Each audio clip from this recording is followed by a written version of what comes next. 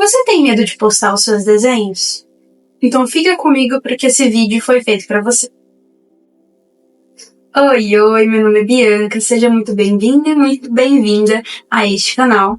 E esses tempos atrás eu recebi um questionamento de: Bia, você não tem medo, receio de postar seus desenhos? Você está sempre postando eles? Você posta tudo que você pratica? Como que você lida quando você demora muito tempo para fazer uma arte e aí chega lá tem poucas curtidas?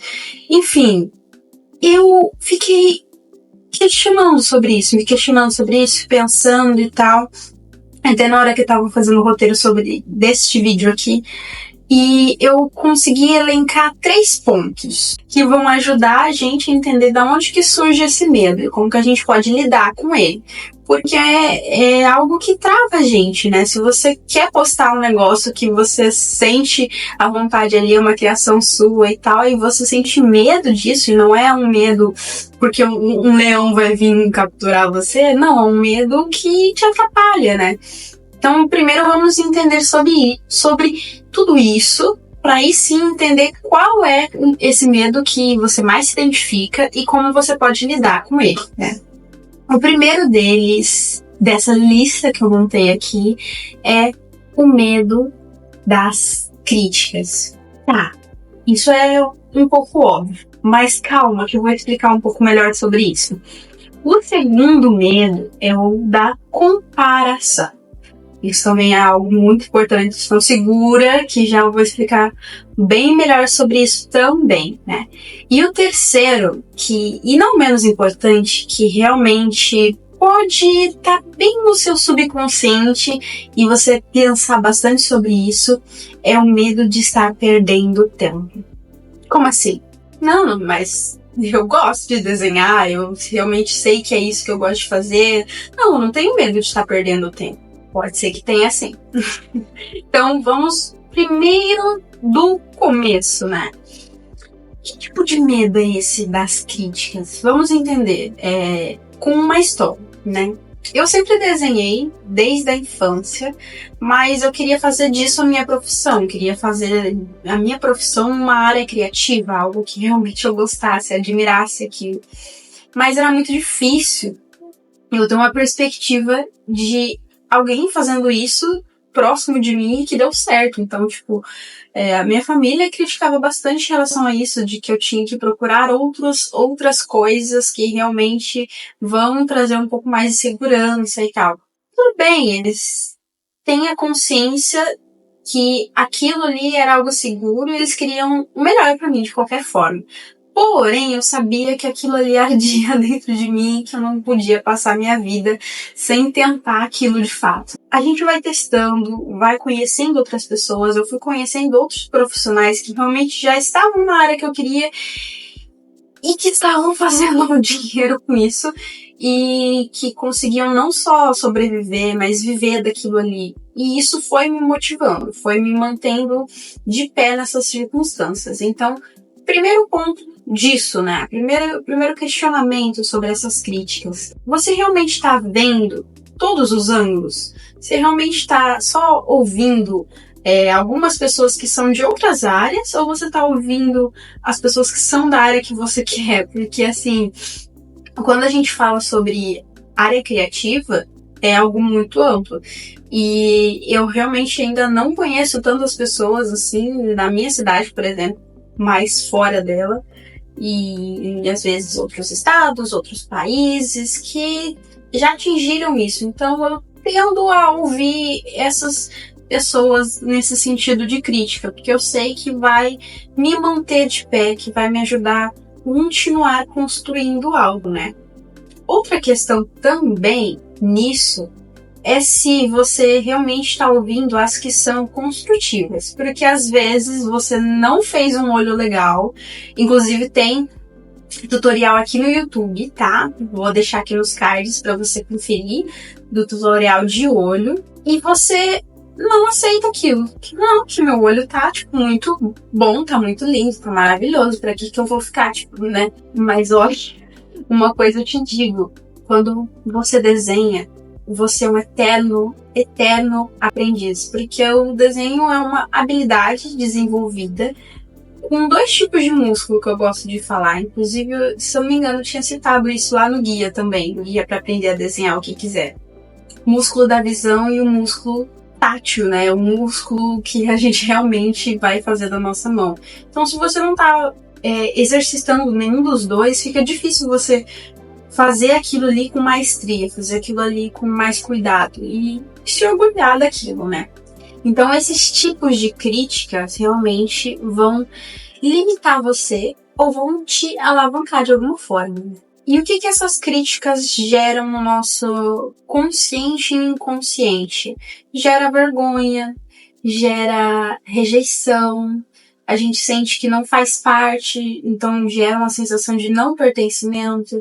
E o ser humano gosta disso, o ser humano gosta de pertencer a coisas. Então você se sentiu esquisito do negócio, você não quer, ninguém quer isso, né? A gente quer ser amigo, quer ser reconhecido, quer estar ali presente e que realmente o que você está fazendo faça sentido para você e tenha um propósito maior.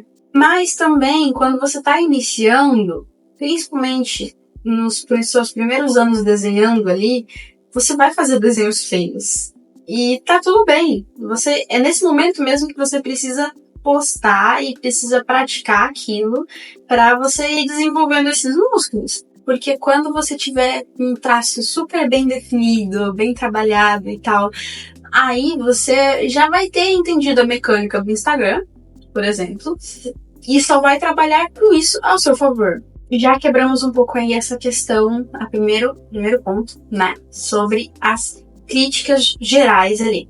Agora, esse segundo ponto, que é a comparação, ela também é uma crítica. Porém, ela é uma crítica interna. E isso é algo pior ainda.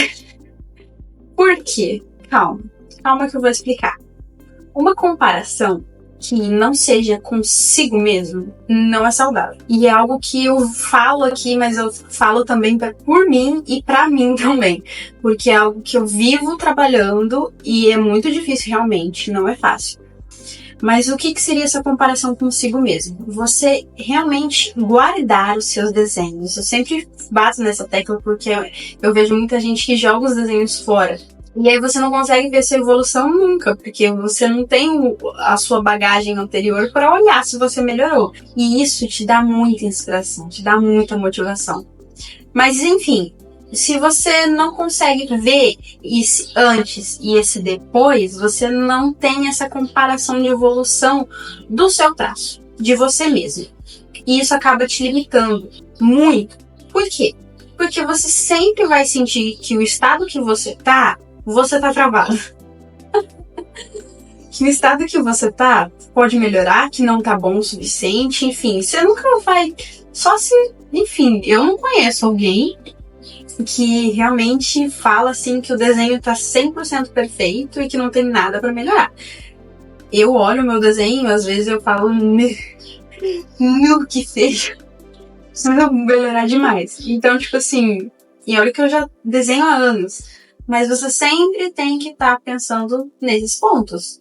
De olhar para aquele trabalho que você fez ali a curto, médio e longo prazo, sabe? Se você melhorou naquilo ali. Então é sempre bom você pegar trabalhos antigos seus e refazer eles para você entender onde que você melhorou.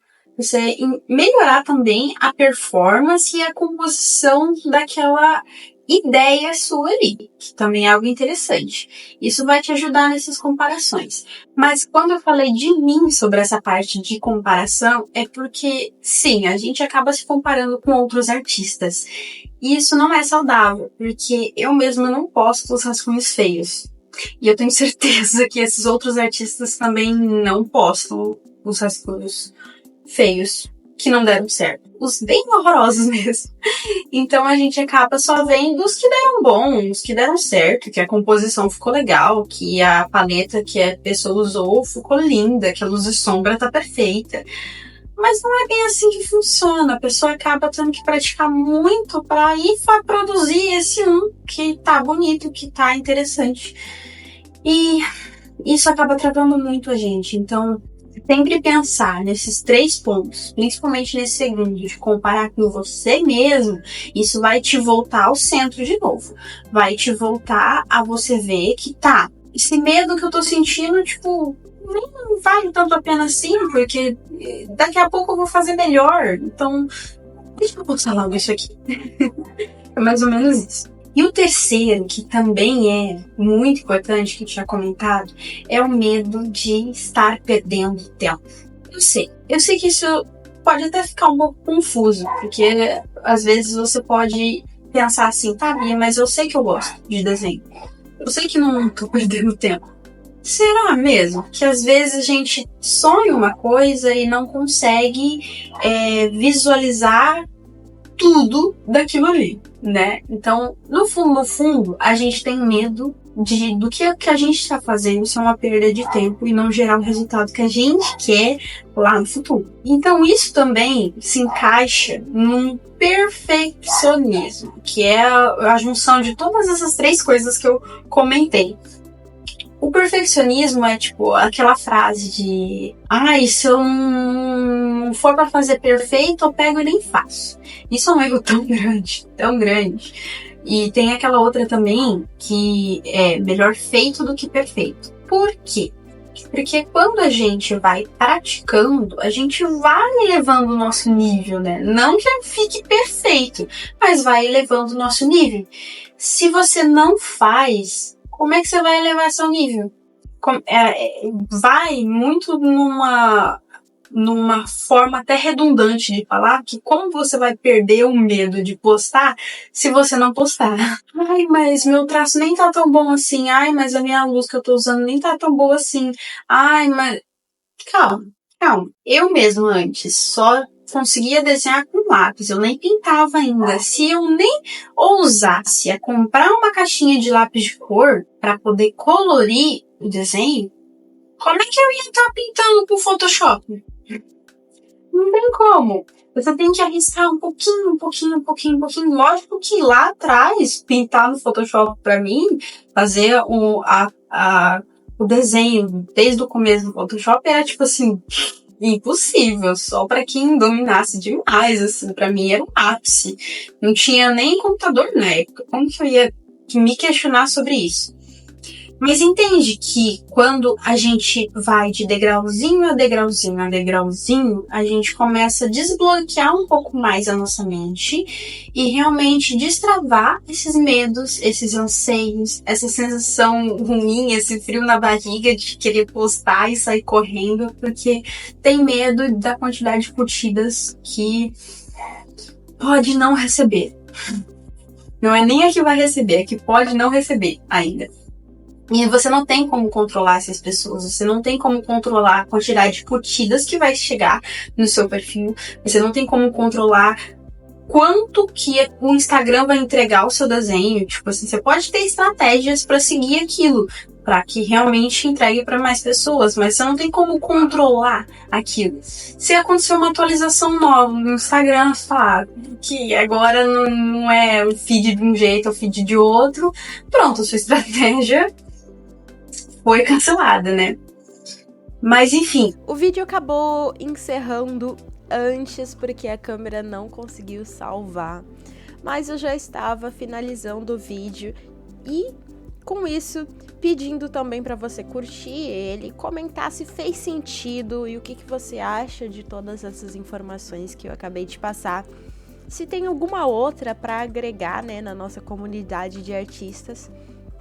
E é isso. Se inscreva no canal, caso ainda não seja inscrito, tá? E tchau, tchau. Até o próximo vídeo.